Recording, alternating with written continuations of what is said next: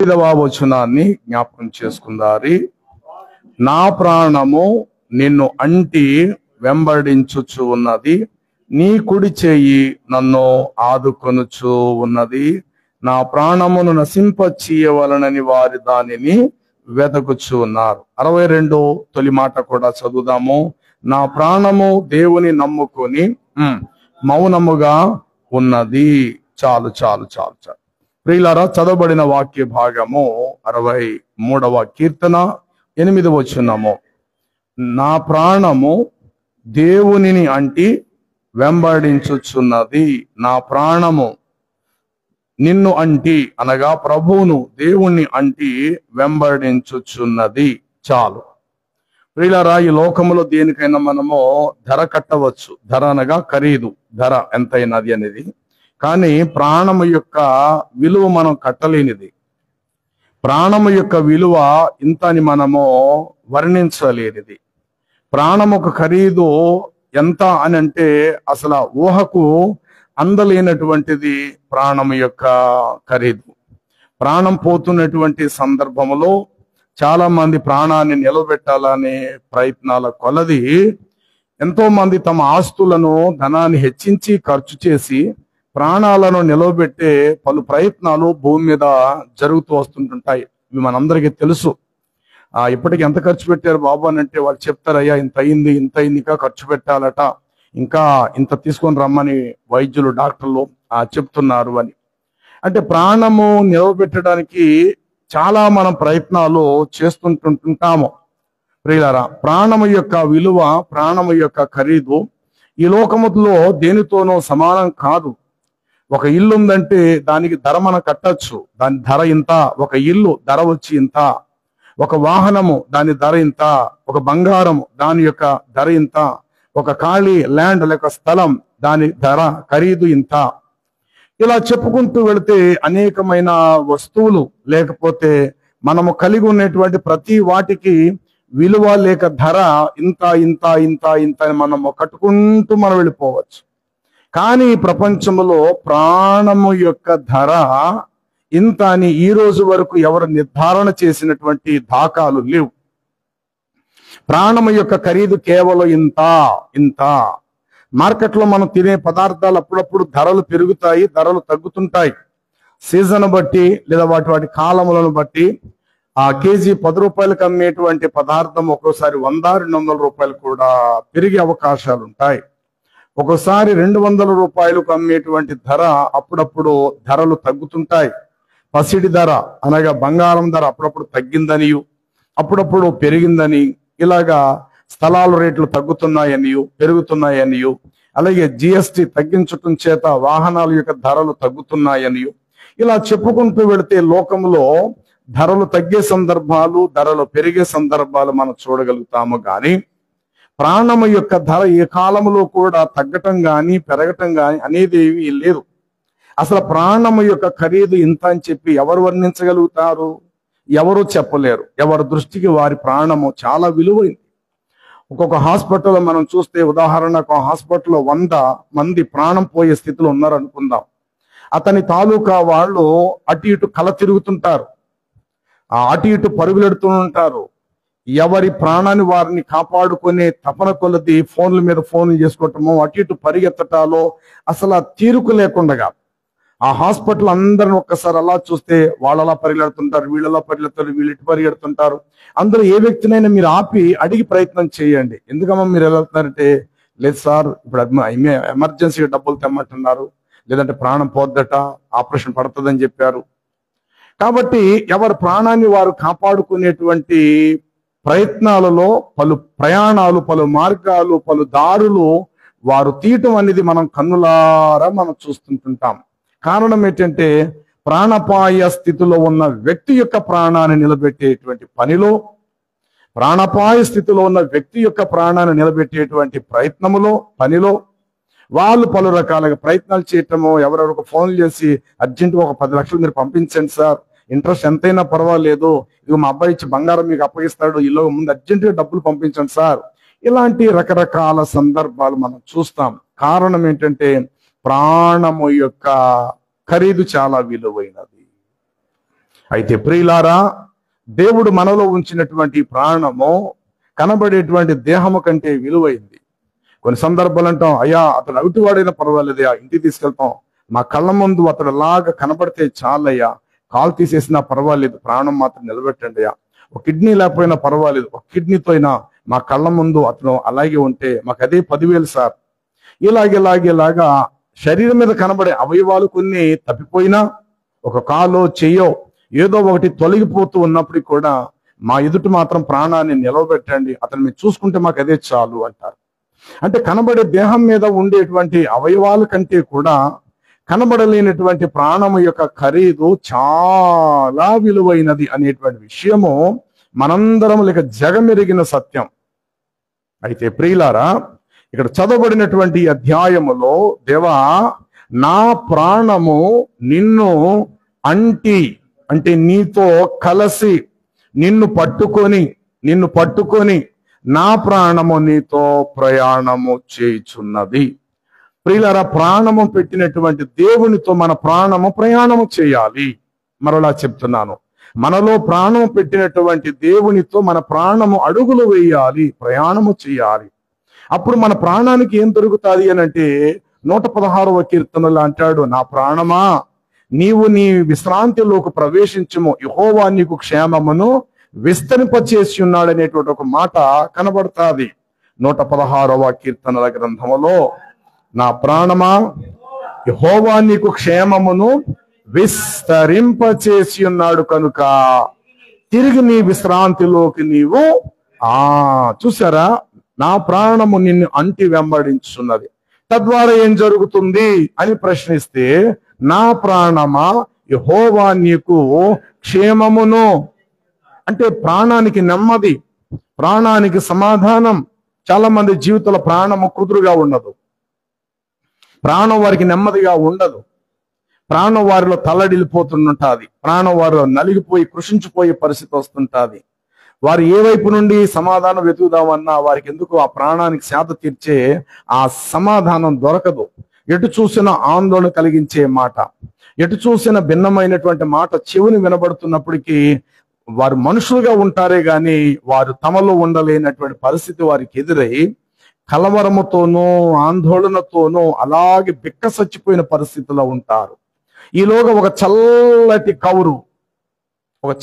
కౌరు, కంగారు పడకండి, ఆపరేషన్ అయిపోయింది, ఏమీ పర్వాలేదు అన్నారు డాక్టర్ గారు, క్షేమంగా ఇంటికి తీసుకెళ్ళొచ్చని అన్నారు, అనుకున్న దానికంటే చాలా మెరుగయిందట, చాలా బాగా జరిగిందట, ఏమీ పర్వాలేదు, 100కి 100% ప్రాణము నిలవబడింది అనే మాట అవతల వ్యక్తి వచ్చి ఇక్కడ 100 మంది తమ తాలూకా వారితో చెప్పడంతో అమ్మయ్య అన్నట్టు వారు ఊపిరి పీల్చుకుంటారు. ఒకరి ముఖాలు ఒకరు చూసుకుంటారు, నవ్వుకుంటారు, సంతోషిస్తారు. బాబు చల్లటి కౌరు చెప్పే బాబు, నీ కడుపు చల్లగుండా, చాలా చల్లటి కౌరు చెప్పే బాబు, 10 కాలాల పాటు నువ్వు బ్రతకాలి బాబు, చాలా చల్లటి మాట మా యొక్క చెవుని వేసే బాబు, చాలా సంతోషం కలిగింది బాబు. మరి అప్పటి వరకు ఆ మాట వినలేని సందర్భంలో వారికి ఏం సంభవించిందంటే ఆందోళన, కలవరము, నెమ్మది లేని పరిస్థితి, ఆ చీకు, చింత, విచారం, దుఃఖం, ఇవన్నీ సంభవించినటువంటి వారికి ఒక తీపి కబురు, ఒక చల్లటి శుభవార్త వంటి మాట ఎప్పుడైతే అవతల వారి చెవును పడినదో వెంటనే ప్రాణాలు ఏమవుతాయంటే నిమ్మళించబడతాయి. అప్పుడు అంటారు, బాబు ఇప్పుడు భోజనం చేద్దాం నాయన, ఇప్పుడైనా టీ తాగుదాం, ఇప్పుడు ఏమైనా టిఫిన్ చేద్దాము. అప్పటి వరకు తినండి అంటే వారు తినరు, అప్పటి వరకు త్రాగండి అంటే ఏమి త్రాగరు, మంచినీళ్ళు కూడా పుచ్చుకోరు. ఎప్పుడైతే పర్వాలేదు 100కి 100% క్షేమంగా ఇంటికి వస్తారని డాక్టర్ గారు చెప్పారు, చాలా బాగున్నాడు, నేను లోపలికి వెళ్ళి నాతో మాట్లాడాడు, నవ్వుతూ ఉన్నాడు అనే మాట చెప్పడంతో అప్పుడు వారి ముఖాలు వికసిస్తగలుగుతాయి. ప్రియులారా, అంటే ప్రాణం పోతుందన్న టైంలో ఆందోళన విధానం ఒకలా ఉంటుంది, ప్రాణం నిలబడిందట అనే మాట చెప్పడంతో వారిలో హర్షించేటువంటి విధానము ఒక ప్రత్యేకమైన రీతిలో ఉంటుంది. కాబట్టి ఇక్కడ చదవబడిన అధ్యాయంలో, నా ప్రాణమా యెహోవా నీకు క్షేమమును విస్తరింపచేసి ఉన్నాడు, అందుకని నువ్వేం చేయాలంటే తిరిగి నీవు నీ విశ్రాంతిలోకి ప్రవేశించుము.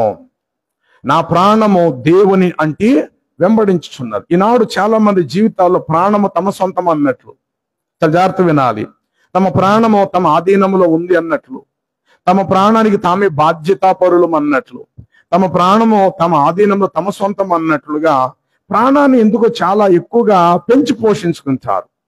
ప్రియులారా, మీరు ఎంత పోషించుకున్నా శరీరాన్ని మాత్రమే మనం పోషించుకుంటాం తప్ప ప్రాణాన్ని కాదు. ప్రాణానికి దేవునికి సంబంధం, ఈ ప్రకృతి పరమైన పదార్థాలకు మన శరీరం సంబంధం. మరలా చెప్తున్నాను, ప్రకృతి పరంగా మనం తినే పదార్థాలకు ఈ శరీరం సంబంధము, మనలో ఉన్నటువంటి ప్రాణానికి దేవునికి సంబంధమునై ఉన్నది. అయితే ప్రాణము పుష్కలముగాను, ప్రాణము సురక్షితముగాను, ప్రాణము నెమ్మదిగా ఉండాలి అనంటే ఈ ప్రాణములోనికి దేవుని మాట దిగి రావాలి. మన ప్రాణములోనికి దేవుని మాట వచ్చి కూర్చున్నప్పుడు ప్రాణానికి నెమ్మది కలుగుతుంది. ఈ శరీరం సేద తీర్చడానికి గుప్పుడు నీళ్లు వచ్చి కడుపులో కూర్చుంటే, ఒక గ్లాసుడు నీళ్లు వేసవి కాలంలో ఎండలో ఒక గ్లాసుడు నీళ్లు కడుపులోకి వస్తే అమ్మయ్యా అని ఎట్లాగైతే మనం అంటామో, ప్రాణములోనికి దేవుని యొక్క మాట, ఔషధం వంటి దేవుని మాట వచ్చినప్పుడు ప్రాణము కుదురవుతుంది, ప్రాణానికి నెమ్మది కలుగుతుంది, ప్రాణానికి సమాధానము, పరస్పర క్షేమాభివృద్ధియు కలుగుతాది. చదవబడినటువంటి లేఖన భాగములో నా ప్రాణము నిన్ను అంటి వెంబడించును. చూడండి, యేసు ప్రభు వారు కొత్త నిబంధనలో ఈ మాట చెప్పారు. మత్తయి సువార్త 10వ అధ్యాయము మత్తయి సువార్త 38వ వచనము నుండి, తన సిలువను ఎత్తుకొని నన్ను వెంబడింపని వాడు నాకు పాత్రుడు కాడు, తన సిలువను ఎత్తుకొని నన్ను వెంబడించువాడు మాత్రమే నాకు పాత్రుడవుతాడు అనంటూ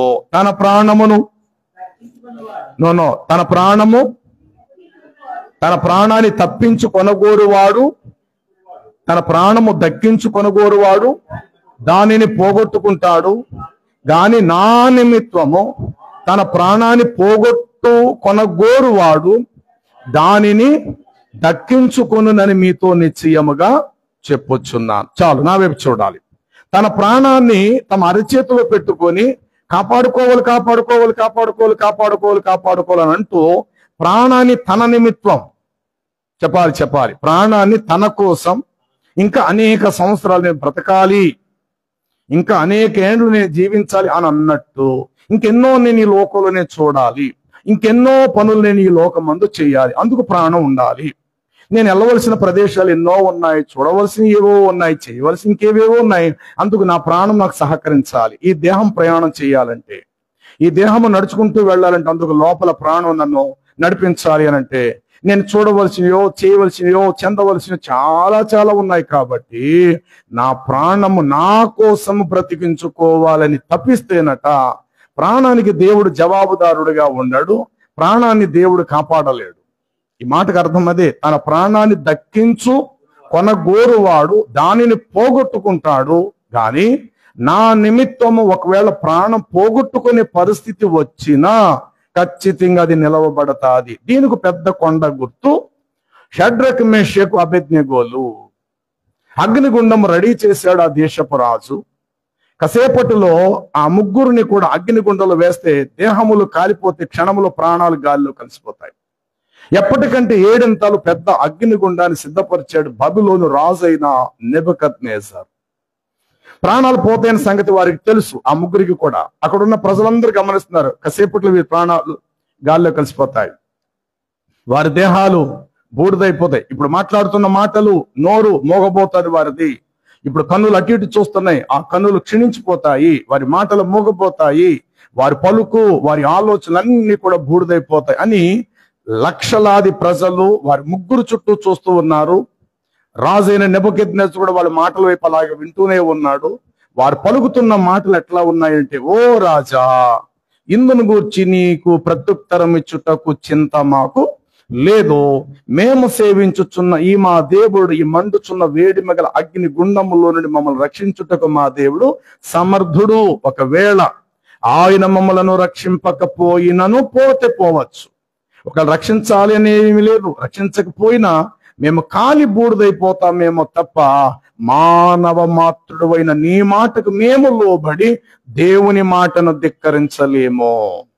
దేవుని మాటను నెరవేర్చే పనిలో ప్రాణాన్ని పోగొట్టుకుంటాం, కానీ మా ప్రాణాలేదో కాపాడుకోవాలన్న ఉద్దేశంతో నీ మాటకు మేము లోబడవలసిన పని మాకు లేదు. నువ్వెవరు అంటే రాజు అయితే ఉండొచ్చు, నువ్వు రాజు కాక ముందు నువ్వెవరు అంటే మాలాంటి మనిషివే. నీ పుట్టుక, నీ స్థితిగతులు, నీ జీవన విధానము, నీ బ్రతుకు మేమెంతటి మానవులమో, మా తల్లి మమ్మల్ని ఎట్లా జన్మింప చేసినదో నీవు మాలాంటి ఒక మానవ మాత్రుడివే. నీ మాటకు మేము లోబడి దేవుని మాట మీద తృణీకరించటం ఏంటి? దేవుని మాటను పక్కన పెట్టి నీ మాటకి మేము ఎందుకు విధేయత చూపాలి? నువ్వు రాజు అయితే రాజు అవ్వంటారు. మాకు వచ్చిన చావు అంటే చావు ఒక రోజు నీకు కూడా వస్తుంది కదా. చావు కలిగిన నీ మాటకి మేము లోబడాలా? అసలు చావే లేని మరణమును తప్పించగలిగే దేవుడికి మేము లోబడాలా? చెప్పాలి. చావుకు లోబడేటువంటి నీవు కూడా మాలాంటి వాడివే. ఒకరోజు ఈ రోజు ముందు మేము చచ్చిపోతున్నాం, మా వెనకాల నువ్వు చచ్చిపోతావు. ఏదో సమయం మందు నువ్వు చనిపోతావు. నువ్వు చనిపోయేటువంటి నరుడువే, మరణించే మానవ మాత్రుడువే. మాకులాగా చనిపోయే నీకు మేము దాసులు అవడం ఏంటి? అసలు చావే లేని, చావును జయించగలిగే, చావును తప్పించగలిగే దేవునికి మేము లోబడవలసిన పని లేదా? ఒక చోట పేతురు అంటాడు, మనుషులమైన మీ మాటలు నమ్మి దేవుని మాటలు మేము ధిక్కరించాలా? లేదు సుమి. దేవుని మాటలు మేము వినుటలో, ఆయన మాటలు ప్రకటించుటలో కరోనా దెబ్బలైన, బంధకాలైన, గాయములైన మేము భరించటానికి సిద్ధమే తప్ప మీ మాటలు మేము విని దేవుని మాటలు మేము ఎట్లా ధిక్కరిస్తాము? కాబట్టి ఇప్పుడు ఈ ముగ్గురు భక్తులు షడ్రక్, మేషక్, అబేద్నెగోలు బానిసలుగా ఉన్న వీరు రాజు నిలబెట్టించిన ప్రతిమకు నమస్కారము చేయనందున, ఎప్పుడైతే నమస్కారం చేశారో వారు దేవుని దృష్టి నుండి తొలగిపోయిన వారితో సమానం. క్రైస్తవులు ఇంకా బలమైన కట్టడాలు ఏంటో తెలుసా? నీ దేవుని కంటే దేనిని ప్రపంచంలో అత్యధికంగా నువ్వు ప్రేమించిన, అది కూడా దేవుని కాని విగ్రహారాధన చేసిన వ్యక్తితో సమానమే. విగ్రహారాధనతో సమానమే. విగ్రహం అనగా నిగ్రహమును తొలగించేది అని అర్థం. చెప్పండి. విగ్రహం అనగా నిగ్రహ దృష్టి, ఏకాగ్రత. నిగ్రహం, నిగ్రహంగా ఉండరా అంటారు. నిగ్రహం అంటే ఒక మాట మీద, ఒక ఉద్దేశం మీద ఆనుకొనుట. నిగ్రహం, నిగ్రహ శక్తి. బైబిల్లో రాయబడి దేవుడు మనకు ఇంద్రియ నిగ్రహము గల ఆత్మయే మనకిచ్చెను, కానీ పిరికితనము గల ఆత్మను దేవుడు మనకు ఇయ్యలేదు అని రాయబడింది. ఇంద్రియ పంచేంద్రాలు, ఈ యొక్క ప్రతిదీ కూడా మనలో జ్ఞానేంద్రియములు ఇంద్రియ నిగ్రహ శక్తిని మనకిచ్చాను. తినేయాలి అన్నప్పుడు వెంటనే తినేయడమే కాదు, ఆలోచించు. అది ఇంద్రియ నిగ్రహ శక్తి. చేతిలో డబ్బులు చూస్తే 150 రూపాయలు ఉన్నాయి. ఇప్పుడు పల్లి వెలుగు బస్సు ఎక్కితే దాదాపు 70 రూపాయలు అవుతుంది. ఇదే గనుక ఒక పల్లి వెలుగు రావటం లేదు, లేటుగా ఉంది, జనాభా ఎక్కువ ఉన్నారంటే ఎక్స్ప్రెస్ ఎక్కాలి. ఎక్స్ప్రెస్ ఎక్కితే దాదాపు 140 రూపాయలు అంటున్నారు. నా దగ్గర చూస్తే 150 ఉంది. ఒకవేళ కారే గనుక హఠాత్తు ఎవరైనా తీసుకెళ్తాను 200 రూపాయలు అవుతుంది అని అంటే కనీసం 150 బేరపడితే 150 వస్తుంది. ఇప్పుడు నేను టిఫిన్ తినటం ముఖ్యమా, అనుకున్న చోటికి ప్రయాణం నేను చేయటం ముఖ్యమా? ఇది కాస్త ఆలోచనలో పడ. దీన్ని ఇంద్రియ నిగ్రహ శక్తి. చూద్దాంలేరా, ఏదో పల్లి వెలుగు బస్సు వస్తుందిలే అని చెప్పేసి ఒకవేళ మనము 150 రూపాయలు, ఒక 70 రూపాయలతో మన కడుపుకి ఆహారం తినేసాం. ఆకలిసింది అనేది నిజమే, నేను కాదంటలే. కానీ ఓపికతో నువ్వు కాస్త ఓర్చుకుంటే, కాస్త ఓపిక పట్టు. ఎందుకంటే డబ్బులు లేవు కాబట్టి నేను చెప్తున్నాను. ఈ టైంలో నీకు కావాలి ఇంద్రియ నిగ్రహ శక్తి. నీళ్లు ఉచితమే. అదే హోటల్ దగ్గరికి ఒక గ్లాసు నీళ్లు తాగేసే. ఒక పల్లి వెలుగు బస్సు వచ్చినారు, నీ జేబులో ఇంకా 70 రూపాయలు మిగులుతుంది అనుకో. కాదు, అది లేనే లేదు, రద్దీగా ఉంది, ఎక్స్ప్రెస్ సూపర్ ఫాస్ట్ ఎక్కాలి, 150 రూపాయలు అవుతుంది. అప్పుడు ఆ ఊళ్ళో నువ్వు రాత్రంతా ఉండిపోయే పరిస్థితి వస్తుంది. అనుకున్న బస్సు వచ్చేవారు. అప్పుడు అనుకుంటావు, చిచ్చి దిక్కుమాలో ఎందుకు నేను తినేసాను రా బాబు 50 రూపాయలు టిఫిన్. ఆ 50 రూపాయలు జేబులు ఉంటే కనుక ఈ పాటి నేను ఇంటికి వెళ్ళిపోయి చక్కగా నా తల్లి పెట్టి వేడివేడి భోజనం తిని ఉండేవాడిని కదా. ఈ మాత్రం నాకు ఇంత తొందరపాటు నాకు అవసరమా? ఈ విధముగా ఇంద్రియ నిగ్రహ శక్తి అనే మాటకు అర్థము నిలదొక్కుకొనుట. చూడండి 130 అనుకుంటా కీర్తనల గ్రంథములు ఈ మాట ఇట్లా వ్రాయబడి ఉంటది. నా కన్నుల మీదకు చూచినవి కావు. 131 మొదటి మాట, నా హృదయం అహంకారం గలది కాదు, నా కన్నుల మీదకు చూసేవి కావు. నాకు అందని వాటందైనా గొప్ప వాటి అందైనా నేను అభ్యాసం చేసుకుంటలేదు. నేను నా ప్రాణమును నిమ్మళపరుచుకొని దానిని సముదాయించుకొనుచున్నాను. అండ్ ప్రాణాన్ని నిమ్మలపరుచుకోవడం అంటే ఏంటి? ప్రాణాన్ని నిమ్మలపరుచుకోవటం ఏమిటి అని అంటే ప్రాణము అప్పుడప్పుడు రేకింతించవచ్చు. అందుకే అంటాడు, నా ప్రాణమా తినుమో త్రాగుమో సుఖించు, నువ్వు అనుకున్నదల్లా చేసేసే అని మాట మన లూకా సువార్తలో చూస్తాం. కానీ అది కరెక్ట్ కాదు. ప్రాణాన్ని నువ్వు సముదాయించుకో, ప్రాణమును సముదాయించుకో, ప్రాణమును నీవు కాస్త నిమ్మళపరుచుకో.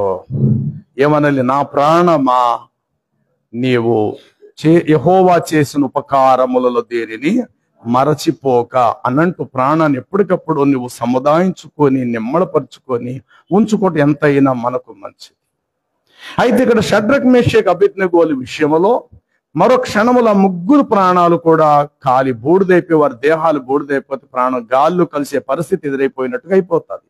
అలాంటి టైంలో షడ్రక్ మేషక్ అబేద్నెగోలు చెప్తున్న మాట ఏంటో తెలుసా? రాజా, నువ్వు చెప్పినట్లు ప్రతిమకు మేము నమస్కారం చెయ్యము, దేవుని మాటకే మేము లోబడతాము. ప్రతిమకు నమస్కారం చేయకపోతే మమ్మల్ని చంపేస్తానంటున్నావు, అందుకు మేము చనిపోవడానికి రెడీ. కానీ నీ మాట మేము నమ్మి ఈ విగ్రహానికి మేము నమస్కారం చేయదలుచుకోలేదు. మా దేవుని మాట కొరకు మేము కాలి బూడిదైపోవటానికి మేము సిద్ధంగా ఉన్నామని లక్షలాది ఆ దేశ ప్రజలు ఎదుట, మహాసైన్యం ఎదుట, నెబుకద్నెజర్ రాజైన నెబుకద్నెజర్ ఎదుట ఈ ముగ్గురు భక్తులు ఆ మాట చెప్పేసరికి రాజు యొక్క ఎముకలలో వణుకు పుట్టింది. ఏమిట్రా, ఇంత కళ్ళ ముందు ఇంత పెద్ద అగ్నిగుండం రెడీ పరిచాను, పైగా మాట్లాడేది రాజును నేను, నా మాట ఎవరు ధిక్కరించడు. ఇక్కడ ఒక సామాన్యుడి మాట అయితే కొట్టిపారేయచ్చు, నా మాటని ఎవరు కొట్టిపారేస్తారు? ఇక్కడ నేనేం చిన్న వ్యక్తినా? మహారాజుని. కొన్ని ఇంకో ఊళ్ళో ఉండి నేను మాట్లాడితే వీళ్ళకి దగ్గరగా ఉండి మరి నేను మాట్లాడుతున్నాను, అయినా నా మాట లెక్క చేయటలేదే వీళ్ళు. ఏంటి, నా మాట వీళ్ళని భయపెడతలేదా? ఇంతగా వీళ్ళని ధైర్యపరిచే మాట ఏ మాట అయ్యి ఉంటుందప్ప? వీళ్ళని ఇంతగా ప్రోత్సహించి ఈ మాట ఏమై ఉండొచ్చు? నా మాట వీరిని అంతగా భయపెట్టలేనటువంటి నా మాట అంత బలహీనమైనదా? వీళ్ళు ఇంత ధైర్యంగా ఉండటానికి వీళ్ళను బలపరిచే మాట ఏ మాట అయ్యి ఉండొచ్చు అబ్బని కాస్త రాజే కలవరములో పడ్డాడు, ఆలోచనలో పడ్డాడు. ఇక అతని మాట ఎప్పుడైతే కొట్టి పారివేయబడిందో లక్షలాది ప్రజలు అతని తల తీసేసినట్టు అనిపించింది. రాజు మాటను ధిక్కరిస్తే దెబ్బల పాలే, రాజు మాటను ధిక్కరిస్తే సాక్షాత్తు మరణమే సంభవిస్తుంది. ఇప్పుడు రాజు నువ్వు తల తీసేసినంత పని అయింది రాజుకి. ఆ ముగ్గురు ఎదుర్కొంటాను, నో, నీ మాట మేము వినవలసిన పని లేదయ్యా, చంపేస్తావా? నీకంటే ముందు, మాట కంటే ముందు మేము చనిపోవడం రెడీగా ఉన్నాము. అగ్నిగుండమే కదా నువ్వు వేసేది, మీరు రెడీగా ఉన్న వేసేదండి, నీ మాట మేము నమ్మవలసిన పని లేదనే మాట అనేసరికి లక్షలాది ప్రజలు ఎదుట రాజు తల తీసేసినంత పని మహా ఉగ్రుడై, ఎప్పటికంటే రాజు ఉగ్రుడై మహాకోపావేశం గలవాడై ఏడింతల అగ్నిగుండమును మిక్కిలి వేడిమి గలదిగా చేసి చెప్తాడు, తక్షణమే వీరిని ఉన్న పాట వస్త్రాలు కూడా తీయకండి, కాళ్ళకున్న చెప్పులు కూడా తీయకండి, పరేండ్రా అన్నాడటండి. అంతే, వెంటనే కాళ్ళు చేతులు కట్టేశారు, విసిరి పారేశారు. అద్భుతం, లోపల పారవేయబడ్డారు. ఆరిని పారేసే సందర్భంలో ఆ సెగ తగిలి విసిరిన వారు చచ్చిపోయారు. అంటే వేడిమి యొక్క సెగ తగిలేసరికి ఒక ఆరుగురికి, కాళ్ళు చేతులు పట్టుకుని ముగ్గురికి 3 రెళ్ళు, ఆరుగురికి ఆ యొక్క అగ్ని సెగ తగలడంతో విసిరిన వారు చచ్చిపోయారు. కానీ విసిరివేయబడిన వారు లోపల అగ్నిగుండములో నలుమూలలు సంచరిస్తున్నారట, తిరుగుతున్నారట, అటు ఇటు తిరుగుతున్నారటండి. చూడండి, ఆ మాట మీకు ఎక్కడ? దానియేలు గ్రంథము 3వ అధ్యాయము 25.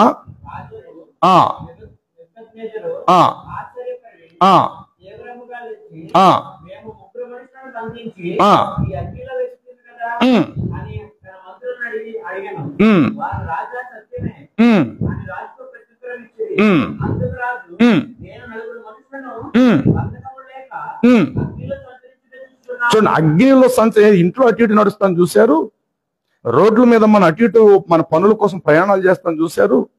ఆ రీతిగా అంత పెద్ద అగ్నిగుండములో వారు అటు ఇటు సంచరిస్తున్నారట. ఈ ముగ్గురుతో పాటు 4వ వాడు దేవదూతగా వచ్చి రెక్కలు చాపి వారి మీద ఉంచాడు.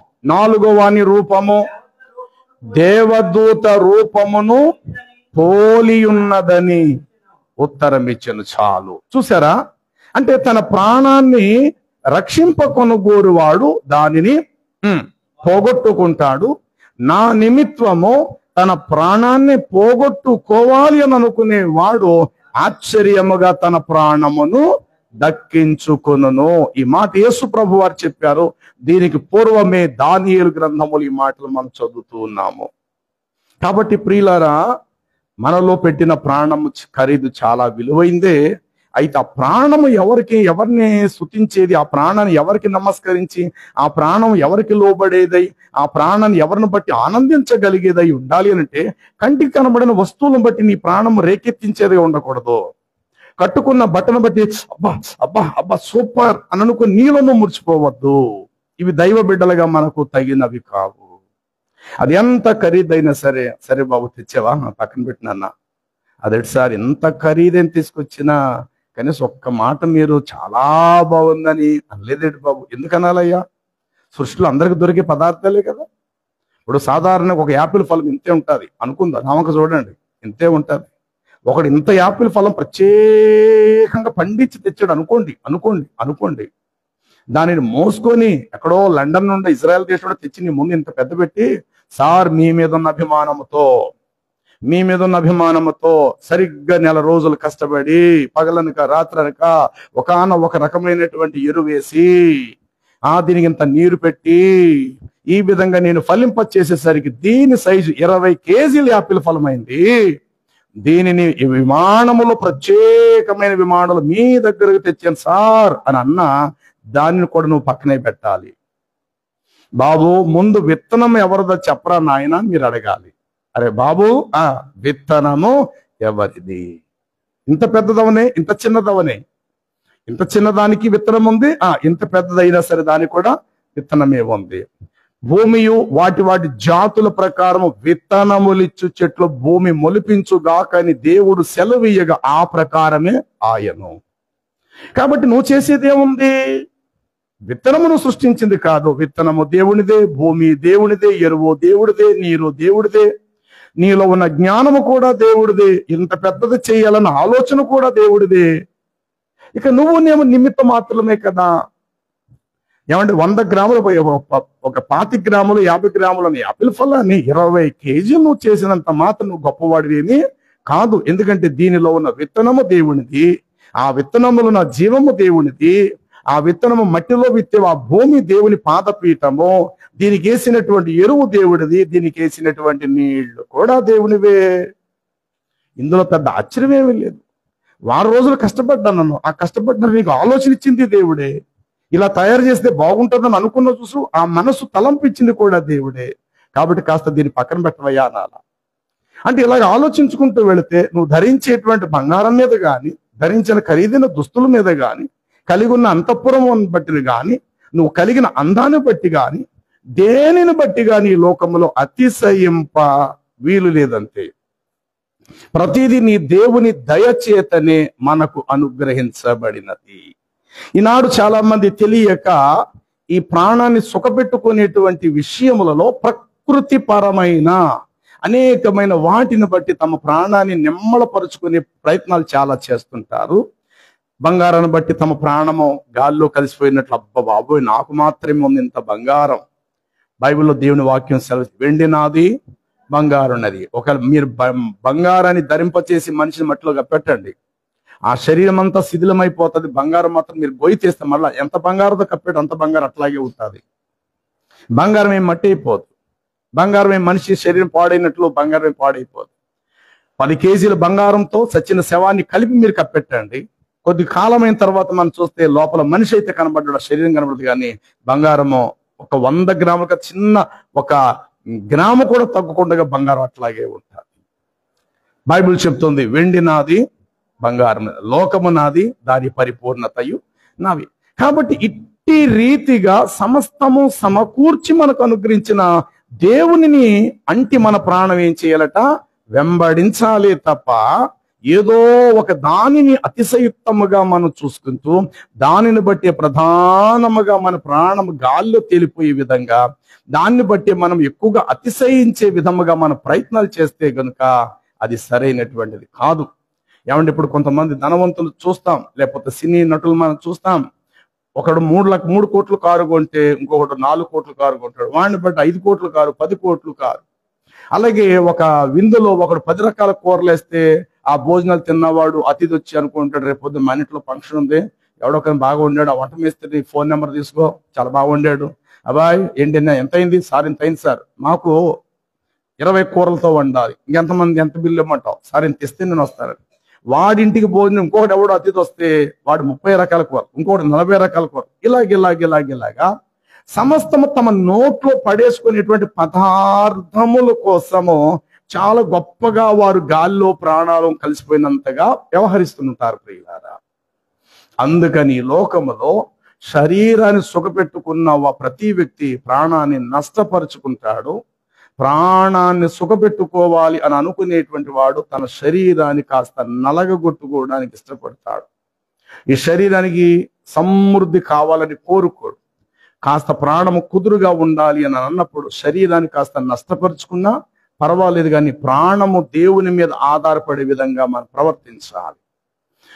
కానీ ప్రాణాన్ని సుఖపెట్టుకోవాలన్న పనిలో ఒకవేళ శరీరాన్ని అధికంగా మనం సుఖపెట్టుకుంటేనట, చూడండి పౌలు తిమోతికి రాసిన తన తొలి పత్రిక 5వ అధ్యాయము 6వ వచనములో ఈ మాట ఇట్లా వ్రాయబడి ఉంటుంది, సుఖభోగములు యందు ప్రవర్తించున్నది బ్రతికిచుండి కూడా తాను చచ్చినదై ఉండునని చెప్పేసి వ్రాయబడి ఉంటుంది.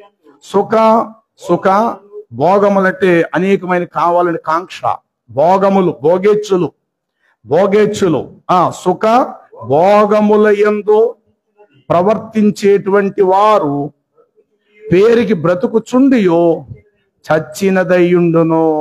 అంటే సుఖభోగములయ్యందు ఎప్పుడు చూసిన చాలా మంది తాము సుఖపడటానికే ప్రయత్నాలు.